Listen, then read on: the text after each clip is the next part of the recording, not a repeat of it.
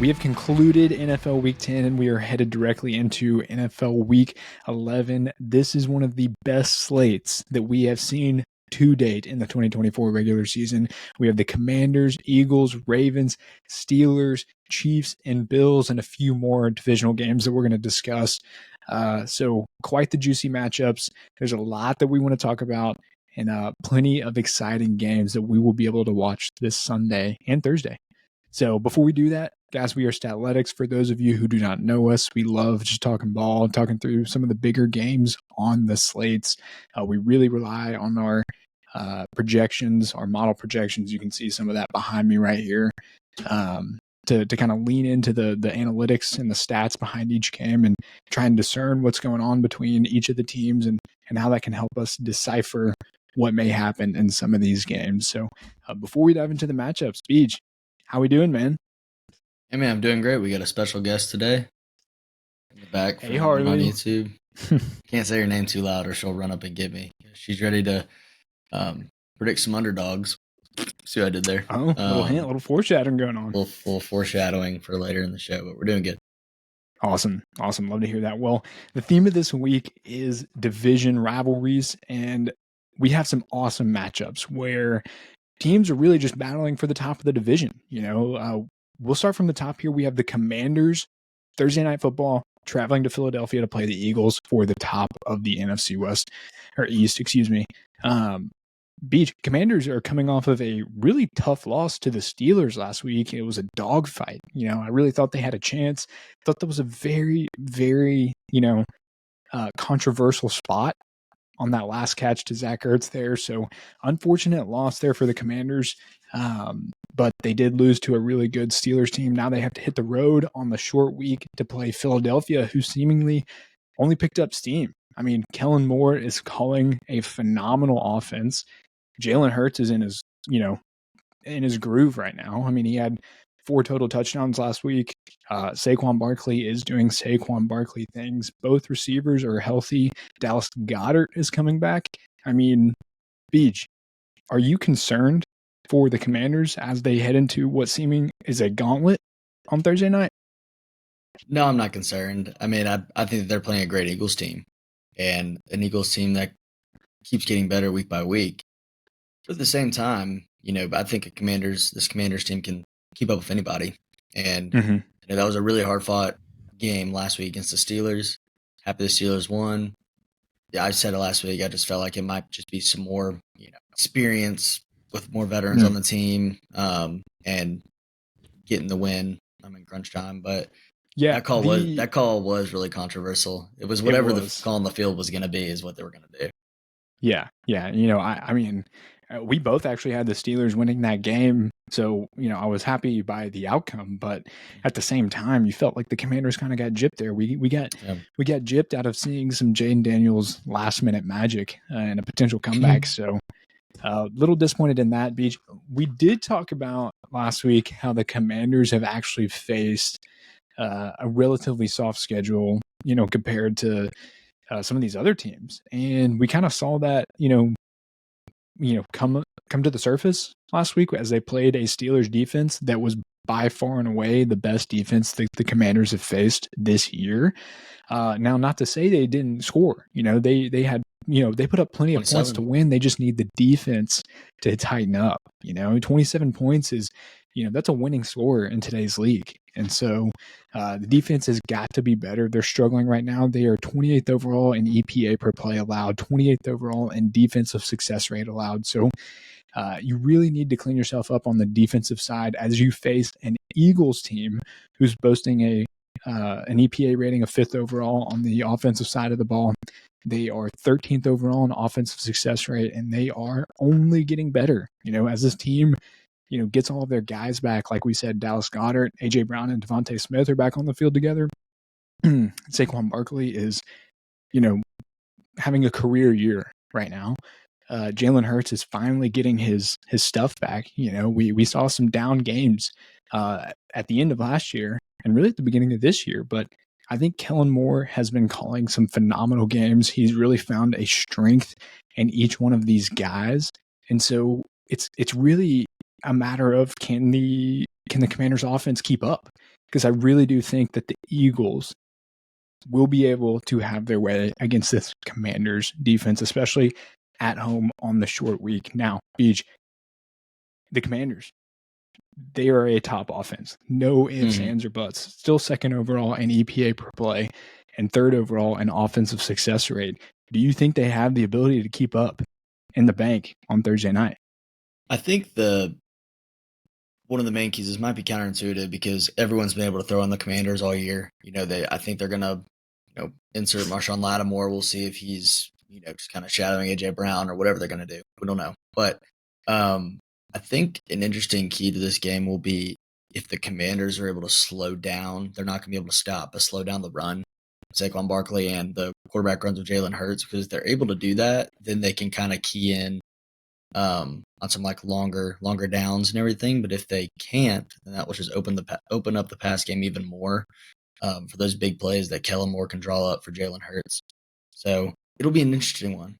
On the other side, I think that regardless of, the EPA per play second overall is insane for what we thought this team would be. And Jayden Daniels is an elevator and a difference maker and a playmaker. And I do believe that he has the ability to will this team to win this game. I think the Eagles still win, but I think it'll stay close, and I think that it'll be a really fun one to watch. Okay, that makes this fun. I do actually. It's really against my heart says Commanders, my brain says Eagles. But let's do a beer bet tonight. Let's go ahead and establish the show on a good foot beer bet. I will take the Commanders to cover and win here. The reason I make my bull case for the Commanders in this game, Beach, is the Philadelphia defense is still giving up they're 27th in the league in rushing yards per attempt allowed. They're giving up 4.94 yards per attempt on the ground. They do get Brian Robinson back this week from what speculation tells me. So that's a huge boost to them. They still have Austin Eckler, who had a couple of touchdowns in last week's game. And not to mention, I think that Jayden Daniels, I think his rib stuff is starting to clear up. And I think that they are going to be all systems go with him in the rushing game. So I would not be surprised if the Commanders went in here with a game plan of controlling the clock and doing so by utilizing Jayden Daniels, Brian Robinson, and Austin Eckler in the ground game, and complementing that with his big playability in the passing game, Jayden Daniels. So I like the Commanders to go in here and kind of shock the world. Again, I was on the Steelers last week because the Commanders haven't really faced a test. I think this is a good gut check. Now, the model likes the Eagles by 1 point, where Vegas likes Eagles by 3.5 points. So I do like the value of Commanders covering the 3.5 point spread here. So, Beej, I love it. Starting off hot with a beer bet. Any rebuttals? Right. No, this is what Thursday night games are made of. This is what they all should be. This is for the lead in the division. This game is. So high stakes. Dude, it's lovely. Good early game. Lovely. I know. So no rebuttals there. Who would have thought that halfway through the season we would be arguing about the Commanders potentially being number one in this division? Who would have thought? I didn't think they were going to be number one. I thought they had potential to do something, but not what they've been doing. We talked about it at the beginning of the year. It was like, hey, you know what? Maybe they could have something here. But nothing like what we've seen. Yeah. So, again, key to this game for both teams. I'm just going to summarize what I had here. Commanders really need to step up on the defensive side of the ball and create some sort of plan to stop this explosive Eagles offense, who only is getting better. They really need to harp in on the rushing game and take advantage and exploit the weakness in the Eagles defense. I wouldn't call it a big weakness, but it's something where you can exploit them at. For the Eagles, keep doing your thing. Take advantage of this really bad Commanders defense. They're well coached, but it's just not all there yet. Statistically speaking, they're giving up a lot, both on the ground and in the air. So, all right, Beej. Hey, we're down game one. Before we move on to the next game, guys, if you're watching on YouTube, make sure to like and subscribe. Drop your favorite picks in the comments. Let us know what you like, what you don't like, who you're taking to win this week, and any surprises. We love scanning the crowd for that information. Also, the show is brought to you by Not Beer. American sparkling water. It is never a bad time to have a Not Beer. It's the perfect drink for any occasion. You can have it as is, or we can mix it with whatever you want. There are links in the comments to find a store locator and buy it on Amazon or have it directly shipped to your door. So make sure to grab yourself a Not Beer. Okay. And just get paper situated over here.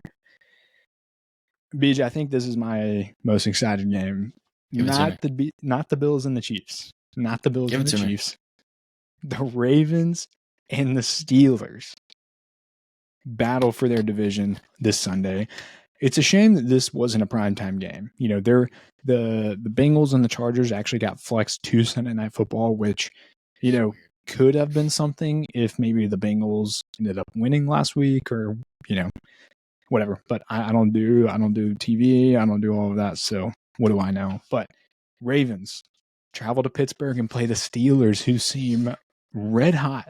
Russell Wilson has brought life into the Steelers offense. We've seen him kind of unlock a version of the Steelers offense that we haven't seen since, you know, the Ben Roethlisberger era. You know, when was the last time you saw a Steelers quarterback stretch the field and make dynamic plays in the passing game like Russell Wilson has with George Pickens and Mike Williams? It's truly a sight to behold. BJ, I know that you are a Pittsburgh fan yourself.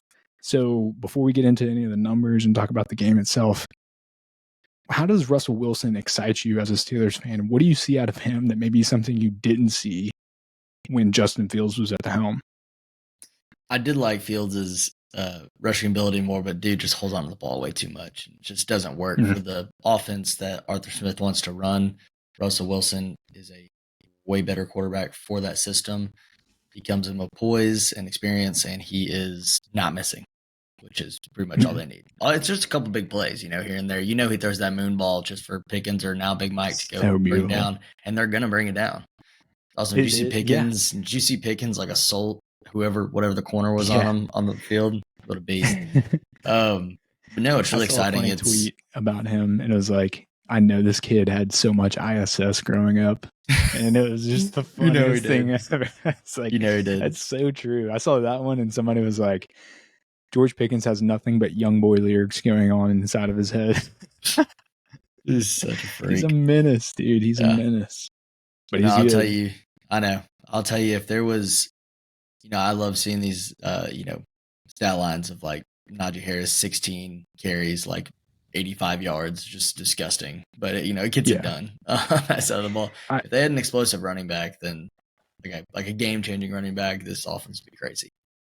Well, one thing, you know, Najee is running a bit better than what we have seen, but I think it's because the passing game is maybe unlocked, you know, some running lanes that the offense hasn't seen in a while.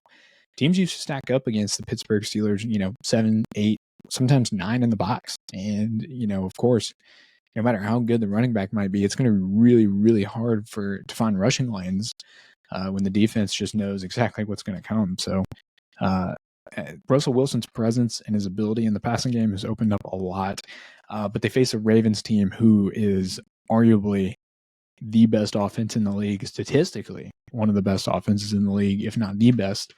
The Ravens travel to Pittsburgh, like we said. Steelers are 3.5-point home underdogs. The point total in this game is 48.5.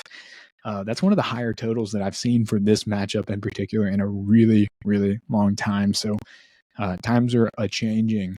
The model has Ravens 25, Steelers 23.5. So the model actually has Steelers as 1.5-point home underdog, not a 3.5-point underdog. So just something to note. We talked about the we talked about the Steelers offense. Let's talk about the Ravens offense. Lamar Jackson is having a better year than what he had last year, and last year was an MVP year for him. Baltimore offense is second overall in EPA per play, fourth overall in success rate, second overall in passing yards per attempt, 8.83 yards per attempt for Lamar Jackson. That's a career high. It's insane. But they do face a tougher test on the Steelers side. Steelers defense is rocking it right now. Steel curtain per usual, fourth overall in EPA per play allowed, 11th overall in defensive success rate. So it's going to be one of those unstoppable force versus immovable object situation, and it adds so much fun to this game. It's going to be gritty. There's going to be a lot of it's going to get heated. We're going to have a lot of stoppages, probably due to players fighting. But it's just the traditional rivalry game that we love to see. And so as these teams go head to head and duke it out for the top of this division and a really nice playoff spot, Beach, like I said, unstoppable force, immovable object. Do you think the Ravens, have a tough time getting past the Steelers defense, or do you think they cruise and it will be on the Steelers offense to try and play keep up? I think they'll have a tougher time than they have. I still think that the Ravens are going to be able to move the ball and they're going to be able to score.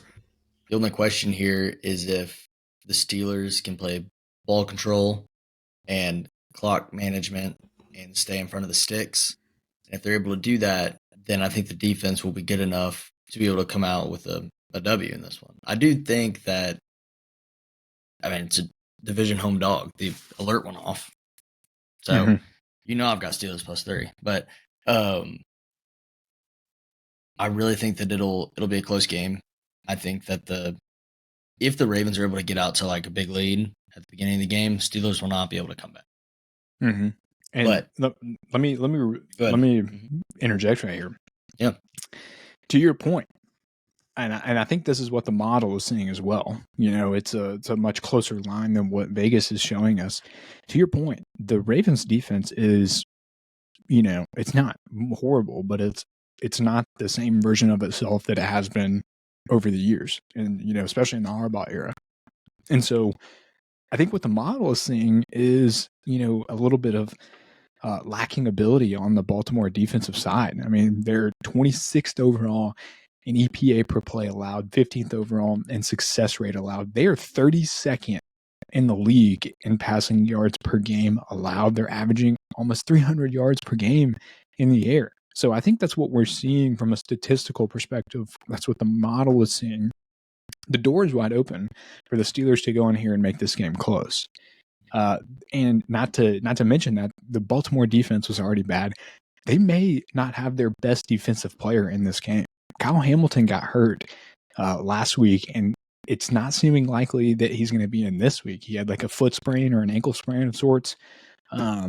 So the matchup is there, and it's really there for the taking for the Steelers.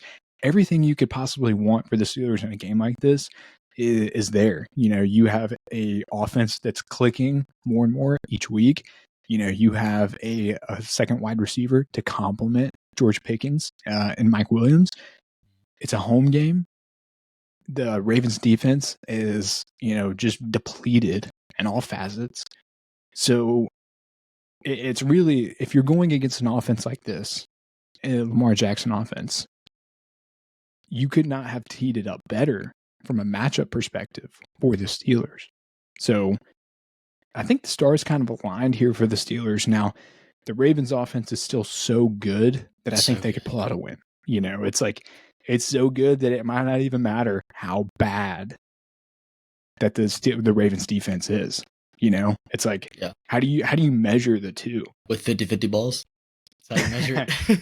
I mean, there's so much uncertainty, but you're right. After saying all of that, I can't pick the Steelers +3 because I have to pick the Steelers money. It makes more sense. It's all right. As a Steelers, it makes fan, more sense, dude. Yeah, I mean, this would be a real fun one though. Like, I have been a Lamar truther since he was drafted, and I have the text to prove that. And I love what this Ravens offense is doing, but I think going into Pittsburgh, with Pittsburgh having the momentum right now that they have, it's going to be tough sledding. And I actually think that the Steelers can pull off the upset. I'm rocking with it. I'm going to ride with model. I'm going to ride with the Scarlet. I really do like what Pittsburgh is doing. They're absolutely Super Bowl contenders. Both of these teams are Super Bowl contenders. So hey, they are. Watch your can't mouth. argue it, man. I can't argue it. Look at these teams. I mean, I know. they're just phenomenal teams. They're well-rounded in every facet of coaching, the talent that they have, and the culture that they have created. So really excited for this game. I do like Steelers to pull off the home underdog upset and come out with a win and on top of the division. Mike Tomlin prevails, baby. Mike Tomlin prevails. Love it. Okay, this is probably the matchup that a lot of you guys have been anticipating. The Bills and the Chiefs. Chiefs are doing some sort of devil voodoo magic.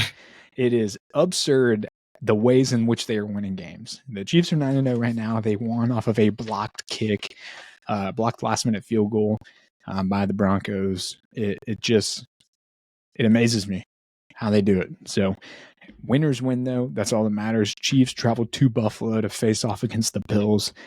The Bills are 2.5-point home favorites. It's a 45.5-point total game. The model is actually seeing a bit more of a discrepancy than Vegas. Model likes the Bills 25, Chiefs 20. So we can dive into that here in a little bit. But, dude, you can just feel how bad this Bills fan base, this Bills team, Josh Allen, how bad they want this win on Sunday. Yep. Everything has kind of built up to this moment. The past 3 years of the Bills just not being able to get past the Chiefs, you can feel the buildup and the tension and how badly this team wants to beat the Chiefs. So, BJ, I don't know about you, but it's like, are they putting too much pressure on themselves to beat this Chiefs team? Because they're really, I personally think that the Bills are, the better team, in my opinion, from a statistical perspective, from maybe a team that's a little bit more capable of being explosive right now on the offensive side. But it's one of those things where it's like, is it a mind game? Do you think the Bills are putting too much pressure on themselves to go and to play the Chiefs and beat them? It's 100% a mind game. It's all in their heads. It's the only thing Josh Allen thinks about at night is losing to stupid Pat's face. But regardless, they match up every year. And do you have the splits on that? How many games have the Bills actually won? Because it's like one. It's only like one or two. Mahomes has got to be like 6-2 or something with Josh. Got to be. Yeah. While you're looking that up, I do want to point out that, yes, the Chiefs are sold their soul to the devil to get a three-peat because they should not be winning these games, what they're doing so far. You got to pull it up. It's kind of hard to find those exact splits. Yeah. Let's take a look. 2019, Chiefs won. They're 1-1 in 2019. 2020, Chiefs won twice. So 3-1, 3-2, 3-3. I think the Chiefs have like one game ahead or 2 games ahead. Yeah. I would have to dig deeper into that. It's hard to find the exact splits. Yeah. But yeah, I mean, pressure's They on. should not be 9-0. Start with that. They should not be 9-0. The Chiefs should not be. Should have lost 3 of their games. It's wild. I mean, kudos to the Chiefs, man. I do think they're a great team. Their defense is actually really, really good. Spagnuolo, again, dude deserves all the credit. He's a phenomenal defensive mind. He's coaching up a great game. Nick Bolton's a great defensive leader. It's just, it's not the typical Chiefs team that we see. They're really not that explosive on the offensive side. I think they're slowly putting it together, and it's just, you're really seeing the kind of the football knowledge between Andy Reid and Patrick Mahomes pay off here. They're not winning with explosive, dynamic plays. They're winning with just doing everything right and doing enough to make sure that they win those games. And so they're going to need some explosive plays on Sunday against this Bills team. So I think that's what I will be watching, particularly in this game, is the Chiefs really haven't had to like break out the, the deep ends of the playbook and get creative. They haven't had to really rely on, the speed and the explosiveness of any of their players either. Not that they really have, DeAndre Hopkins has, added some life into this offense, but, Xavier Worthy just hasn't been the explosive option that they were hoping for as of late. So it'll be interesting to see what kind of game that they call and see how much of a technician that Patrick Mahomes can be. But when we look at this game, let's talk about what the model is seeing here.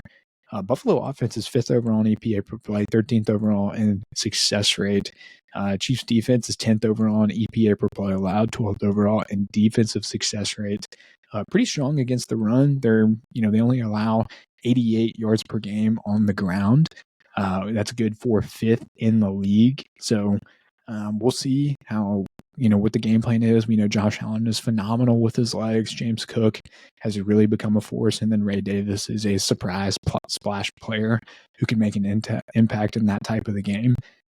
Kansas City offense, man, while they are not doing anything explosive, they're like, bottom third ranking in explosive plays, total explosive plays generated. But Beach, they are 10th overall in EPA per play, and they are 1st overall in success rate. That's what we're talking about. We don't see the explosive plays, but every play that they call has some sort of meaning to it. They really have no negative plays. And I think that's kind of the value that we're seeing out of the Andy Reid with Patrick Mahomes and Travis Kelce. They don't create negative plays. The 4-yard stick routes or the drag routes to DeAndre Hopkins, it doesn't look good, especially when it only gains 2, 3, 4 yards. But they do it consistently, and it chews up clock, and you just can't stop it. And so I think that's what, people don't really see the excitement that they used to see with the Patrick Mahomes and Andy Reid offense. But you got to take into consideration that they don't have to be, or they haven't had to be up until this point. They're doing so much right, and they're creating so little negative plays that they're just getting away. They're perfectly fine running the offense the way that they're doing it. So it's one of those things where, like, the stats tell us what the stats tell us. They're not leading categories, and rushing or passing yards per game. They're like mid-tier in the league and all of that. But in the underlying metrics, they're a successful offense. So that's one thing that the Bills are going to have to stop. They absolutely can do so. 18th overall in EPA per play allowed, 8th overall in defensive success rate. So they're prone to giving up explosive plays, but they're consistently better more often than not. You can rush on this Buffalo defense. They're 31st overall in rushing yards per attempt allowed, allowing 5.3 rushing yards per attempt. So could be a Kareem Hunt game for all we know. And BG, you had some news about Isaiah Pacheco. Tell me a little bit more about that. Yeah, I just heard, saw some reports that they were eyeing his return off of injury reserve for this game. So we'll see in the next couple days. He did fracture his fibula. What week was it? Week 2? 2 or 3. It was very early in the season. Yeah, and they were projecting a 6 to 8 week injury at that, which is right on time here. And it's a bone, not soft tissue. So if it's healed up to go, then it shouldn't be a lot of nagging issues there. And that would just provide a lot more of an explosive dynamic to the Chiefs. Everyone knows Isaiah Pacheco. He's like as he's running. But I do want to mention, I think Kareem Hunt hasn't had a rush for more than like 13 yards all season. So they have no explosion in the run game. But if they're able to put Pacheco back in there, limited number of plays probably, then that adds a different dynamic. But I actually wanted to ask you here some of the other side of the ball. You mentioned Spagnuolo having a great defensive season so far with the guys they have out there. Now the Bills might be without Keon Coleman again. Could be without Amari Cooper, and Dalton Kincaid got banged up. So that would leave Curtis Samuel, Matt Collins, and Dawson Knox, and Khalil Shakir. And so my question to you is, with how good the Chiefs have been playing on the defensive side, do you think that the Bills will have enough to be able to get it done with all those injuries? Yeah.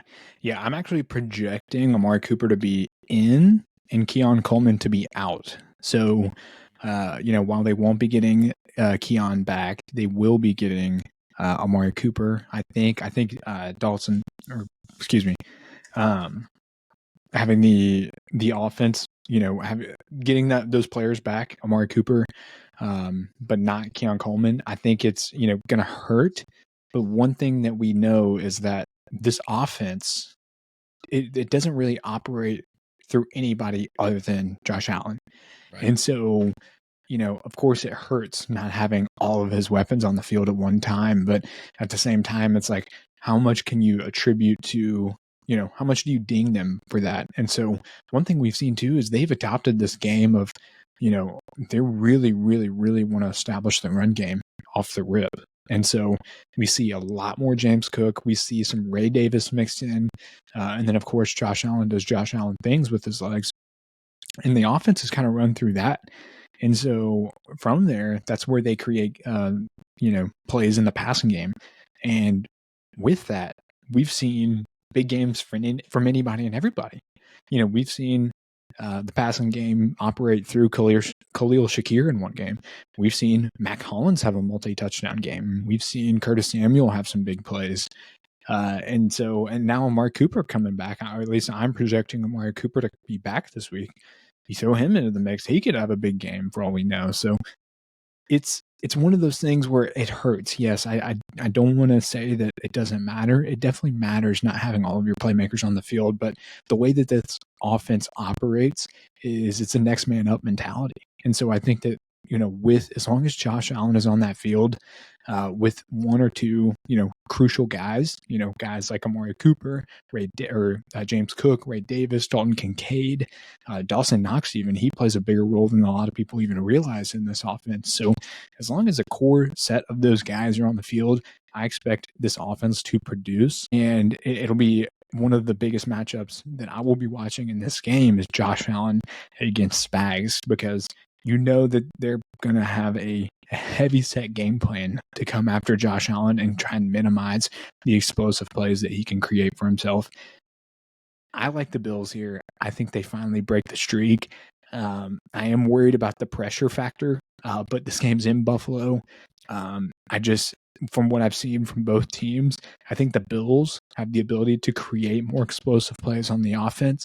And if they can land 1, 2, 3 even of those explosive plays, in a chain, I think they can put themselves ahead and then do the most to try and minimize what this Chiefs offense can do. So it's going to be a tough game. I don't expect any team to pull away at any point in the game. It will be close. It could very easily come down to a last minute kick. But I do have confidence in this Bills offense and this Bills defense to get it done at Buffalo at home. Beach, what do you think? Yeah, I think it'll come down to the last minute like it normally does. Because of that, I'm going to be on the side of safeness, and I'm going to take the Chiefs. Yeah, I'm going to take the Chiefs to cover the 2.5, mostly because they sold their souls to the devil. And I also think that based upon last week, them almost losing to the Broncos, should have lost to the Broncos, I think a lot of people will look at this 2.5, and there will be a lot of money on that side for the Bills. And so I'm going to go the opposite direction of that because I just think the Chiefs win. And it'll be close either way. But if you're giving me some points with Patrick Mahomes and Andy Reid and Steve Spagnuolo, I'm going to take the points. Okay. Yeah. Hey, add it to the beer bet list. We love it. And I mean, honestly, this game could very well be a coin flip for all we know, but it's what it is in the playoffs. It'll be, I know, right? Literally, last one gets the ball wins. So dumb. They should change that. Okay. Hey, we got 2 more games. Let's touch on them real quick, Beej. Another divisional game with pretty big implications here. Seahawks travel to the 49ers. 49ers coming off of a close win against the Bucs last week. They kind of had us there on the edge. I thought Baker was going to pull off an amazing comeback, but 49ers hold them off on a last-minute field goal to win. So Seahawks coming off of a bye, traveling to the Bay Area. It's going to be a fun one. I really do think this is going to be a way better matchup than a lot of people are giving them credit for. The spread is not so indicative of that. 49ers are 6.5-point home favorites. The total in here is 50.5. So one of the higher totaled games on the slate. The model has 49ers 27, Seahawks 23. So a little bit smaller margin for this game that we're seeing out of the model. But I also don't necessarily disagree with the Vegas line. I kind of like the Vegas line of 6.5. I think it's, the good line. But before I get into any of the numbers, BJ, let's kind of make the bear case and the bull case for both of these teams winning this game and potentially taking the top of their division. This division is a tight race. You think about it, the Cardinals are coming onto the scene. They're, at or above 500. The Seahawks are right there as well. And then the 49ers are the 49ers. They're 5-4 right now as well. So with that being said, you have a Seahawks team who's coming off a bye. You have a 49ers team who is hosting this game at their home field. So lots of different independent variables that you can stack on both sides and kind of weigh out. But just speaking from a roster perspective and the way that these teams run their offense and defense, man, I think the Seahawks will get DK back. So they will be fully healthy on the offensive side of the ball. And then, we've seen the 49ers now, they're officially fully healthy, aside from the Brandon Ayuk injury. We saw CMC play. Juwan Jennings is now the wide receiver one, from what it seems like from a usage perspective. Ricky Pearsall seems like a great pickup. So, Beach, this game, with the implications that are on the line, are you concerned about the 49ers and what we've seen? They were supposed to kind of they were supposed to wipe the floor with the Bucs last week. A lot of people were on them to cover the 6.5 points against the Bucs. They couldn't really take advantage of the poor Bucs secondary.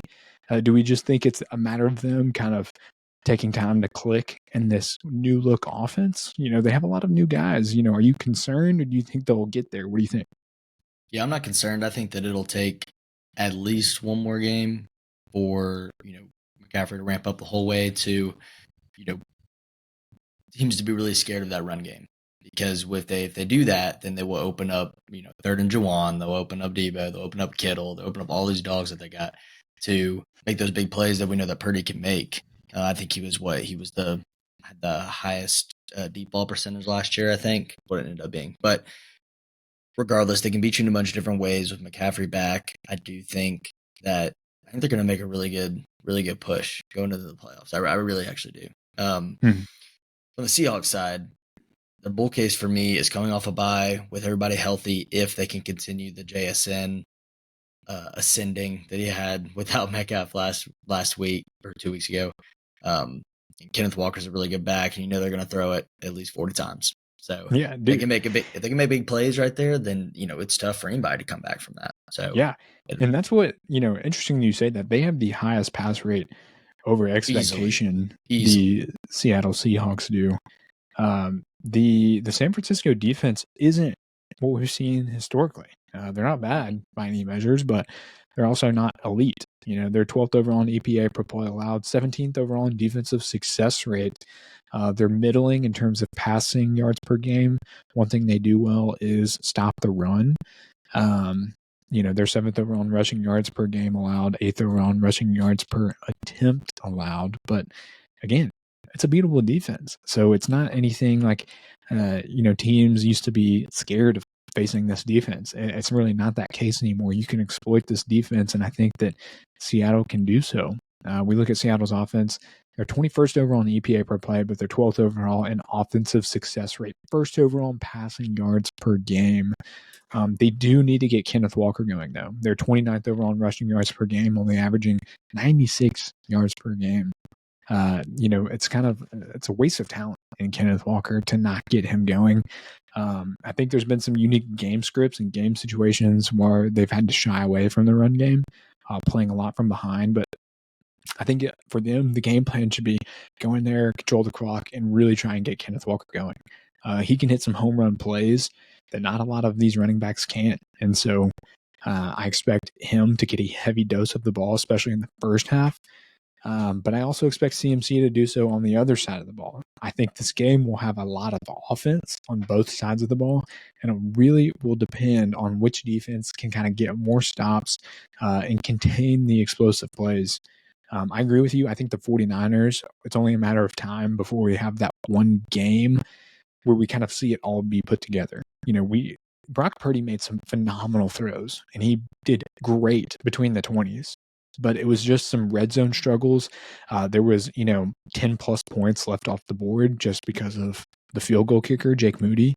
He missed like 4 field goals in the game against the Bucs. So the 49ers are leaving a lot on the field. And so if they can connect on more of those field goals, if they can connect in the red zone more and have a little bit more success, we're looking at, a 49ers team of the past few years, but we haven't seen that yet. And so the Seahawks, they get everybody healthy. They're going to have to be super aggressive in this game on the offensive side of the ball to kind of attack early. So I think that's the game plan and the plan of success for the Seahawks. And like you said, JSN was coming off of a career game last week. They need to continue that even with DK in the game. Use one of them as a complement to the other. If a defense focuses on JSN, throw to DK. If the defense hones in on DK, utilize JSN. There's matchup nightmares for both of those guys that I would love for the Seahawks to take advantage of. It's such a shame because it seems, well, it doesn't seem, it is. They use him as a safety valve for the offensive line woes that the Seahawks have. You can tell by his average depth of target, like pretty much it's like 4 yards if you take away last game. And last game it was like 12 or something like that, or 8, or something like that, which is like a normal average depth of target for a wide receiver. But you can't just give him screens and like little curls. You've got to be able to, you have to have more than one big play asset out there at a time. Yeah. So And I think, I think that's a good point. We see JSN more utilized as like an extension of the run game, kind of to your point, because Geno isn't really working with a whole lot on the offensive line front. They are not doing a great job of protecting Geno.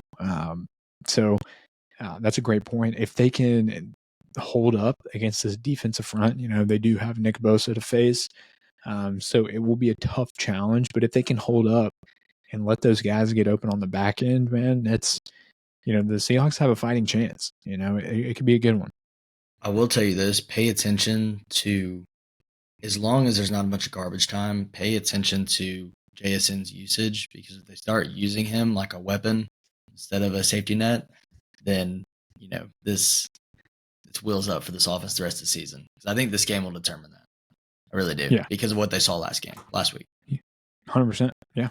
And I will ride with Scarlett and the model. I think 6.5 is too much points for a divisional game like this. Give me the Seahawks to cover, but lose in a tough fought game. 49ers win 28-24. Beach, what's your final prediction for this game? Yeah. I mean, I liked Scarlett's prediction. It was what, 27-23? Yep. I'll go a point below you. I like the 4 points. I like the 4 points. Okay. Yeah. Hey, Damn. We believe in the Seahawks, man. We still believe that the 49ers can win in this game, and they will end up being the team atop of this division. But it's going to be a close one nonetheless, and it's going to be a fun race. We had one more, but we're about out of time.